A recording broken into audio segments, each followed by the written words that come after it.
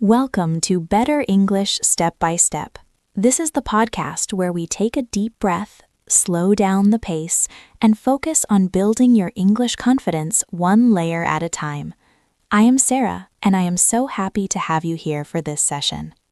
And I am Mark. Hello, everyone. Whether you are walking, driving, or just relaxing at home, we are glad you pressed play. Today, we are going to solve a very specific problem. It is a problem that many intermediate learners have. You know a lot of words, you know your grammar rules, but when you speak, you feel like a robot. Exactly. You might feel like your sentences are short and choppy.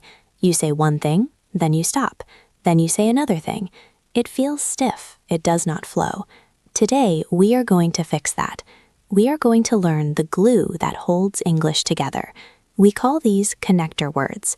They are the secret ingredients that turn a list of facts into a natural story. Think about building a wall. You have the bricks, which are your nouns and verbs. You have the vocabulary. But if you just stack bricks on top of each other without anything in between, the wall is unstable. It is full of gaps. You need mortar. You need cement to stick the bricks together. That is what we are doing today. We are giving you the mortar for your sentences. By the end of this hour, you will be able to take simple, short sentences and combine them into long, smooth, elegant paragraphs. We will practice this slowly, step by step, with plenty of time for you to repeat after us. So take a deep breath, relax your shoulders, and let's get started. Before we jump into the specific words, let's listen to the difference. Mark, could you give us an example of what we call robot English? Sure. Here is a story in robot English. I went to the coffee shop. It was closed. I was annoyed. I went home. I made tea. Thank you, Mark. Now, grammar-wise, that was perfect. There were no mistakes. But how did it feel to listen to? It felt a bit cold. It felt a bit abrupt. Now let's try that again, but this time, Mark, please use some sentence glue. Okay, here is the same story with glue. I went to the coffee shop, but it turns out it was closed. To be honest, I was annoyed. So in the end, I just went home and made tea instead. Do you hear the difference? The information is the same, but the second version has personality. It has emotion. It flows like a river, not like a dripping tap. The words Mark added, turns out, to be honest, so, in the end, those are the target for today. We are going to break these down into 3 categories. We have soft openers, logic links, and time travelers. Let's begin with the first group, soft openers. These are phrases you put at the very beginning of a sentence. They are designed to make you sound polite, thoughtful, or gentle. If you start a sentence directly with a harsh fact, it can sound aggressive. Soft openers act like a cushion. The most important one, and the one we will practice first, is the word actually. Actually, A-C-T-U-A-L-L-Y. This is one of the most useful words in spoken English, but be careful. In many languages, a word that sounds like actually means currently or right now. In English, actually does not mean right now. It means in reality or as a matter of fact. We use it when we want to correct a misunderstanding politely. That is right. Imagine someone asks you, "Are you from London?" If you just say, "No, I am from Manchester," it is a bit sharp. But if you say, "Actually, I'm from Manchester," it sounds much nicer. It signals to the listener that you are correcting them, but you are being friendly about it. Let's practice this. I want you to listen to the rhythm. We usually go up and pitch on the word actually. Listen to me first. Actually, I don't think so. Now you try. Repeat after me. Actually, I don't think so. Good. Let's try another one. Imagine someone says the movie starts at 8 o'clock, but you know it starts at 7. You want to correct them. You say, actually, it starts at 7. Your turn. Shadow me. Actually, it starts at 7. Let's do it again. Make sure you stress the first syllable. Actually. Actually, it starts at 7. Excellent. We also use actually to share surprising information, something unexpected.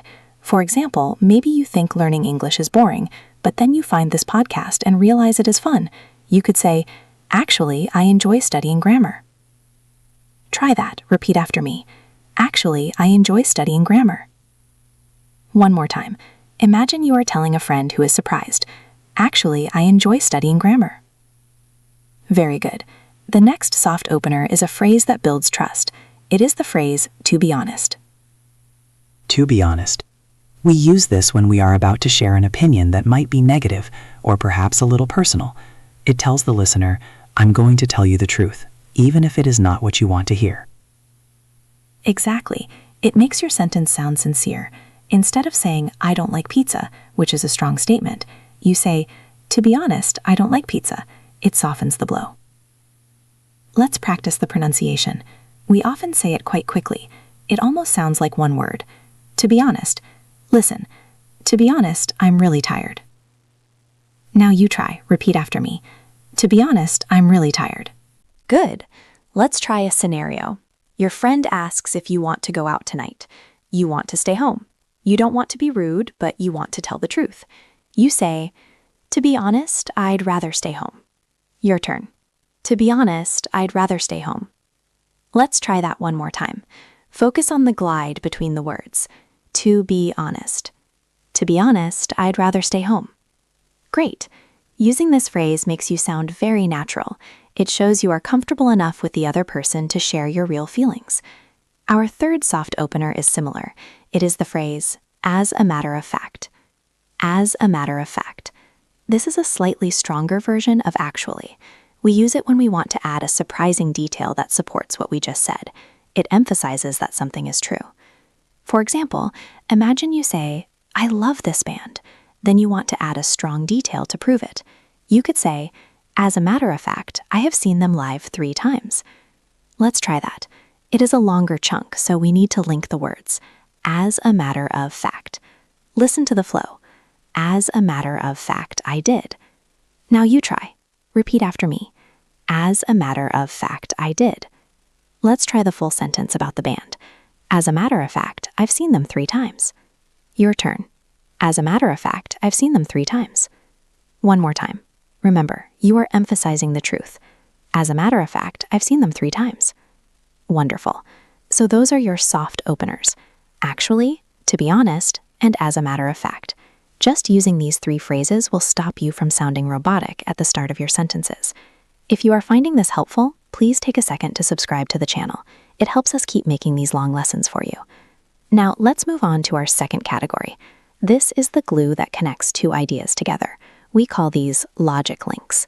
These words help the listener understand the relationship between your ideas. Is it a cause? Is it a result? Is it a contrast? If you don't use logic links, the listener has to guess how your sentences are related. We want to make it easy for them. The first logic link we will look at is turns out. Turns out. This is a fantastic phrasal verb for storytelling. We use it to describe a result that was surprising or different from what we expected. It is short for, "it turns out that." Right. Remember Mark's story about the coffee shop? He went there expecting coffee. The result was closed doors. That was a surprise. So he said, "It turns out it was closed," or simply, "Turns out it was closed." Let's practice this. Imagine you thought the exam would be hard, but you took the exam and it was easy. The result was surprising. You say, "Turns out it was easy." Your turn. Repeat after me. Turns out it was easy. Let's try another one. Imagine you met a stranger. You started talking. You realized you went to the same school. That is a surprise coincidence. You say, "Turns out we went to the same school." Repeat after me. Turns out we went to the same school. Let's do that again. It is a nice rhythm. Turns out we went to the same school. Very good. This phrase instantly makes you sound like a native speaker telling a story. It adds a little bit of drama. The next logic link is for explaining a result. It is the phrase, "That's why." That's why. This is very simple, but very powerful. It connects a reason to an action. Instead of saying "because of that," which can sound a little formal, we use "that's why" in conversation. For example, I woke up late. That's the reason. The result is I missed the bus. So we connect them. I woke up late. That's why I missed the bus. Let's practice the connection. You don't want a long pause between the sentences. You want to bridge the gap. Listen, it started raining. That's why I brought an umbrella. Now you try. Repeat after me. It started raining. That's why I brought an umbrella. Let's try another scenario. You are learning English. You want a better job. You can say, "I want a new job. That's why I'm studying English." Your turn. I want a new job. That's why I'm studying English. One more time. I want a new job. That's why I'm studying English. Excellent. Notice how that's why it points backward to the first sentence. It grabs the reason and pulls it forward. Our third logic link is for adding more information. It is the word plus. Plus. This is much more common in spoken English than words like moreover or furthermore. Those words are for essays. In conversation, when you want to add another point, just use plus. For example, imagine you are recommending a restaurant. You say, the food is great, but you want to add another good point. It is cheap. You say, the food is great, plus it's cheap. Let's practice. Repeat after me. The food is great, plus it's cheap. Let's try a negative one. Imagine you don't want to go to a party. You say, I'm tired, plus I don't have a ride. Your turn. I'm tired, plus I don't have a ride. One more time. Emphasize the word plus. I'm tired, plus I don't have a ride. This little word helps you stack your arguments. It makes you sound very persuasive. So we have turns out for surprises. That's why for results. And plus for adding information. These are your logic links. Now, we are going to move to our third and final category of sentence glue. These are the time travelers. When you tell a story about your day or your life, you need to guide the listener through time. You can't just list events. You need to show the sequence. If you just say, I worked, I ate, I slept, it is very boring. We need words that show the progression of time. The first time traveler is at first. At first. We use this to describe the situation at the very beginning, especially if that situation changed later. It signals to the listener that a change is coming. Right. If you start a sentence with at first, I know you are going to tell me that things changed. For example, at first, I didn't like him. This implies that now you do like him. Let's practice this. Think about a hobby, maybe playing the guitar. At the beginning, it was difficult. You say, at first, it was really hard. Repeat after me. At first, it was really hard. Let's try another one. Maybe you moved to a new city. At the beginning, you felt lonely. You say, at first, I felt a bit lonely. Your turn. At first, I felt a bit lonely. One more time. At first, I felt a bit lonely. Good. Now we need a word for the middle of the story. A fantastic word for this is meanwhile. Meanwhile. This is a great word. It means at the same time, but in a different place or with a different person. It allows you to tell two stories at once. For example, imagine you are cooking dinner. Your husband is setting the table. You can say, I was cooking dinner. Meanwhile, John was setting the table. Let's practice that. It connects the two actions smoothly. Listen, I was studying. Meanwhile, my friends were at a party. Now you try. Repeat after me. I was studying. Meanwhile, my friends were at a party. One more time. Meanwhile, the kids were waiting.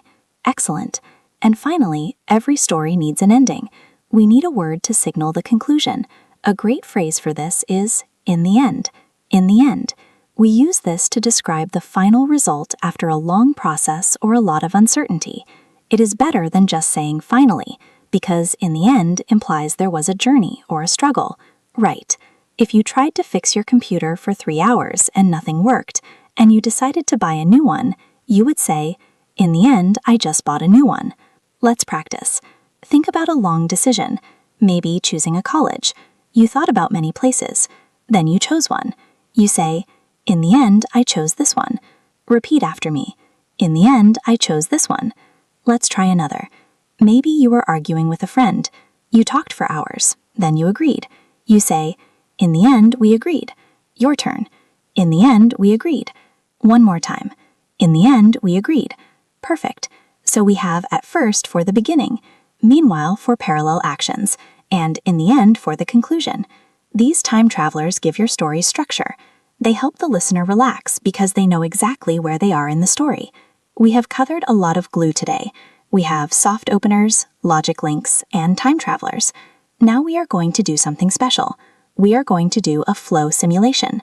This is a challenge. I am going to act like a robot. I will give you 2 or 3 short, choppy sentences. I want you to mentally, or out loud, combine them using the glue we just learned. Then Sarah will give you the correct answer. Are you ready? Let's try the first one. Here are the robot sentences. Robot Mark. It was raining. I went for a walk. I want you to connect these using the word actually to show surprise or correction, or perhaps a contrast word.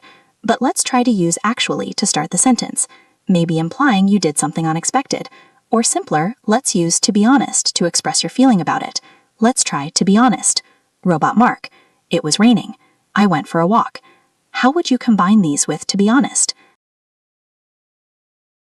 You could say, it was raining, but to be honest, I went for a walk anyway. Or maybe, to be honest, even though it was raining, I went for a walk. Let's try another one using that's why. Robot Mark, I was hungry. I ate a sandwich. Combine these with that's why. You should say, I was hungry. That's why I ate a sandwich. Did you get that? It makes the logic clear. Let's try a harder one, using turns out. Robot Mark, I thought the class was boring. It was interesting. Combine these. You could say, I thought the class was boring, but turns out it was interesting. Or turns out the class was actually interesting. See how we can combine them? Turns out plus actually. That is advanced flow. Let's try one with at first and in the end. This is a two-part challenge. Robot Mark, I didn't like sushi. Now I love it. Use at first for the beginning. At first, I didn't like sushi, but in the end, I learned to love it. Or simply, at first, I didn't like sushi, but now I love it. Let's do one using meanwhile. Robot Mark, Sarah was recording. Mark was checking the microphone. Combine them. Sarah was recording. Meanwhile, Mark was checking the microphone. This practice helps your brain anticipate the connection. You start to see the glue before you even speak the words. Now, I want to take a few minutes to talk about intonation. Using these words is not just about vocabulary. It is about the music of the sentence. When you use a connector, you usually pause slightly after it. This pause is very powerful. Yes, it gives you time to think. This is a huge secret of fluency. Native speakers do not speak fast because they are smart. They speak smoothly because they use these glue words to buy time. When you say actually and then pause, your brain has half a second to plan the rest of the sentence. If you say, to be honest, pause, you have time to find the word for your opinion. Let's practice this pause and plan technique. I want you to say the connector, then wait, then say the sentence. Feel the thinking time. Repeat after me. Actually, I don't know. Do you feel that pause? Let's try it again. Actually, I don't know. Let's try with to be honest. Say the phrase, pause for a beat, then finish. To be honest, I forgot. Your turn. To be honest, I forgot. This is why we call it a comfortable English lesson. You don't need to rush. These words give you control. You are the driver of the sentence. You can slow down at the corners. Let's look at as a matter of fact again. This is a long phrase. It buys you a lot of time. Imagine someone asks you a difficult question. You need time to think of the answer. You can start with as a matter of fact, and while you are saying those 5 syllables, your brain is working on the answer. Let's try it. As a matter of fact, I do have the answer. Repeat after me. As a matter of fact, I do have the answer. See, you sound fluent, but you are actually giving yourself a break. It is a brilliant strategy. Now let's mix it up. I want to build a continuous story with you. We will tell a story about a disastrous holiday. We will build it line by line, passing it back and forth. You will repeat the lines after Sarah. Okay, imagine we went on a trip. Step 1, expectations. We thought it would be sunny. Use at first. At first, we thought it would be sunny. Your turn. Step 2, the reality. It rained every day. Use turns out. But turns out it rained every day. Your turn. Step 3, the feeling. We were disappointed. Use to be honest. To be honest, we were pretty disappointed. Your turn. Step 4, the result of the rain. We stayed in the hotel. Use that's why. That's why we stayed in the hotel most of the time. Your turn.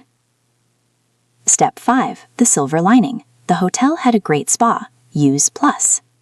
Plus, the hotel had a really great spa. Your turn. Step 6. The conclusion. It was a good trip. Use in the end. So, in the end, it was actually a good trip. Your turn. Did you see what we did there? We built a whole paragraph. Let's put it all together. I will read the whole story. I want you to just listen and appreciate the flow. At first, we thought it would be sunny, but turns out it rained every day. To be honest, we were pretty disappointed. That's why we stayed in the hotel most of the time. Plus, the hotel had a really great spa. So, in the end, it was actually a good trip. That sounds like a B2 or C1 level speaker, but the individual sentences are simple. The magic is in the glue. We have about 15 minutes left in this session. I want to dive a little deeper into the nuance of these words. Sometimes learners use them slightly wrongly, which can cause confusion. Let's look at the difference between actually and in fact. This is a common question. They are very similar, but actually is often used to correct a small misconception or to soften a no. In fact is often used to strengthen a point, similar to as a matter of fact. Right. If you ask me, do you like apples, and I hate them, I would say, actually, I don't. I wouldn't usually say, in fact, I don't, unless I am making a very strong formal statement. Actually is friendlier. Let's practice the friendly correction again. Someone asks, is your name Mike? Your name is Mark. You say, actually, it's Mark. Repeat after me. Actually, it's Mark. Now, let's look at the nuance of meanwhile. Sometimes learners use meanwhile just to mean next. They say, I ate breakfast, meanwhile I went to work. That doesn't work. No, that is impossible. You cannot eat breakfast and go to work at the exact same moment unless you are eating in the car. Meanwhile requires two separate actions happening simultaneously. Correct. I was eating breakfast. Meanwhile, the car was warming up outside. Incorrect. I ate breakfast. Meanwhile, I left. Let's practice the correct usage. Two things happening at once. I was reading. Meanwhile, the dinner was cooking. Your turn.